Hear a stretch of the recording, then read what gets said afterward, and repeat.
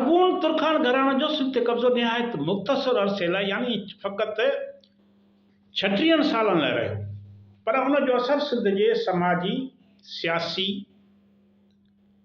ऐं मुआशी हालतुनि ते ईंदड़ 2.5-3 सदियुनि ते रहियो।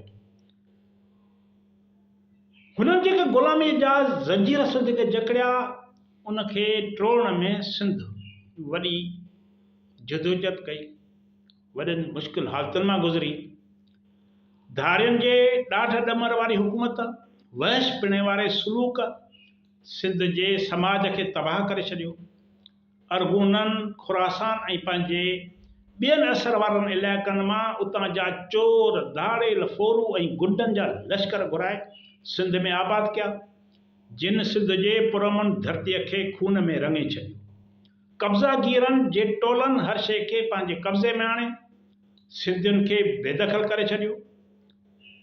मुल्क जा सभई क़िला, वसंदियूं, ॻोठ, बनियूं ॿारा ऐं माल मिल्कियतूं धारियुनि जे कब्ज़े में अची विया।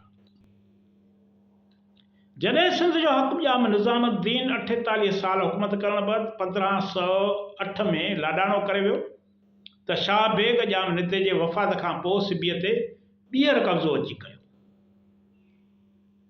खेसि सिंध जे बिगड़जंदड़ हालतुनि जी ख़बर मिली रही। इन विच में 1516 धारे ॼाम फ़िरोज़ जी माउ दूल्हा दरिया ख़ान मां जान छॾाइण लाइ शाह बेग अरगून सां मुलाक़ात करे फ़ौजी मदद जी घुर कई। हमले आवर मौक़े जो फ़ाइदो वठी इब्तिदाई तौर कोट माछी ऐं चांडका ते हमिलो करे फुरलुट कई। उन खां पोइ अरगूननि बाग़बान परगिणे जे ॻोठ गाह ते बि हमिलो कयो ऐं फुरलुट सां गॾोगॾु उतां 1000 उठ बि काहे विया। 1520 जे आख़िर धारे शाह बेग अरगून सिंध ते बाक़ाइदे हमिलो कयो। सिबी, शाल, गंजाबा ऐं फतेहपुर जो इंतज़ाम रखी कब्ज़े बैदि उनखे पंहिंजे कब्ज़े हेठि आणे 240 चूंड वेढ़ाकनि जे लश्कर सां बाग़बान जे इलाइक़े में दाख़िल थियो। शाह बेग हिन ख़िते में मशहूर सूफ़ी ऐं आलिम मखदूम बिलावल जो वॾो असर हो। टिल्टी शहर में दरिया ख़ान जा पुट मोटरन ख़ान ऐं महमूद ख़ान मुक़ाबले जे लाइ तैयार हुया, पर हमले आवर मुक़ाबिलो करण बजाय पासो वठी निकिरी विया। हुननि मुक़ाबिलो न कयो, हू ॿियनि इलाइक़नि लाइ हले विया।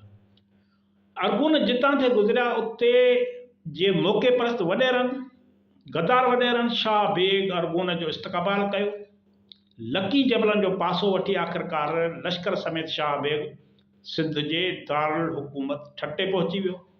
सिंध जो हाकिम ॼाम फ़िरोज़ गनीम जो ॿुधी ठटो छॾे वाह टिपी वञी पीर पठे वटि मंज़िल अंदाज़ थियो। ॼाम फ़िरोज़ पारां बरतरफ़ कयल दरिया ख़ान ऐं शाह बेग अरगून हिक ॿिए जे दूबदू थिया। बादशाह भॼी वियो, पर दूल्हा दरिया ख़ान धारे लश्कर जो मुक़ाबिलो कयो। अरगूननि ऐं सिंध जे फ़ौज विच में ही मुक़ाबिलो 22 डिसंबर 1520 ते थियो। ठटे में लॻंदड़ हिन जंग जी सिंध जी तारीख़ में वॾी अहमियत आहे। सॼो ॾींहुं ज़बरदस्त जंग थी, शिकस्त ऐं सोभ जो फ़ैसिलो न पिए थियो। नेठि दूल्हा दरिया ख़ान विढ़ंदे शहादत माणी। दरिया ख़ान जे शहादत खां पोइ अरगूननि पंहिंजे सोभ जो ऐलान कयो। लाॻी तो 9 ॾींहं ठटे खे फुरींदा ऐं साड़ींदा रहिया, जंहिं बैदि काज़ी कादन हिकु शाइर हो सिंधी, उन जी अपील खां पोइ नेठि क़त्ल ऐं फुरलुट जो इहो अमल बंदि कयो वियो। उन बैदि वकीलनि जे मार्फत ॼाम फ़िरोज़ ऐं शाह बेग में सुलह थियो। तय इहो थियो त समुंड खां लकी जबलनि ताईं वारे इलाइक़े ते ॼाम फ़िरोज़ हुकूमत कंदो ऐं उत्तर सिंध ते शाह बेग हुकूमत कंदो अरगून।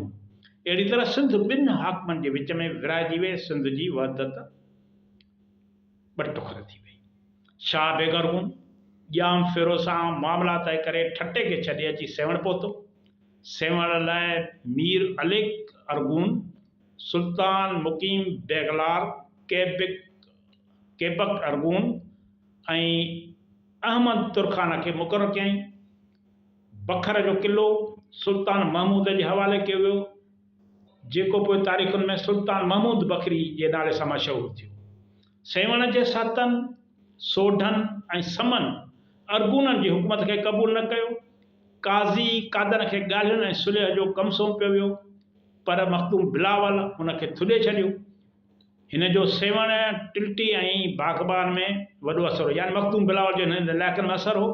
दरिया ख़ान जा 3 पुट, दूल्हा दरिया ख़ान जा 3 पुट मियां महमूद, मोटड़ ख़ान ऐं जाम सारंग वेड़ लाइ तयारु थी विया। धारियुनि हाकिमनि टिल्टीअ जो घेरो कयो। शाह बेग अरगोन ख़ुदि हमले जी क़यादत कई।